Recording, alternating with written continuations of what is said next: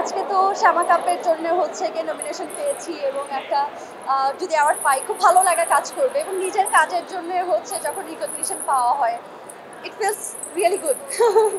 আমার সঙ্গে আরও অনেকেই নমিনেশন পেয়েছে এবং প্রত্যেকেই এত deserving. So I don't know, but excitement তো কাজ করছে। আমি সো হোপফুল যদি পাই খুবই ভালো লাগবে আমার। এর মধ্যে হচ্ছে কি আমার 3টা সিনেমার কাজ কমপ্লিটলি শেষ করা হয়েছে, পোস্ট প্রোডাকশনের কাজ চলছে। একটা হয়তো বা এই কুরবানিতে আসতে পারে, এখন আমি শিওর না। যদি আসে তাহলে তো ভালো, সেটা তখন আমি জানাতেও পারবো, কারণ এখনও যেহেতু শিওর না সেটা নিয়ে আমি প্রপারলি কিছু বলতেও পারছি না। বাট এছাড়া নাটক করছি, বাকি যেসব কাজ সেগুলোও করছি, কাজের মধ্যেই আছি।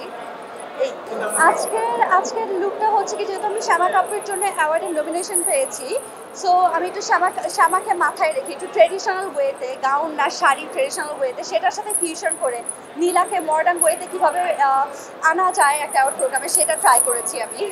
না, এর আগে আসলে আমি এভাবে অ্যাওয়ার্ড প্রোগ্রামে কখনোই আসিনি।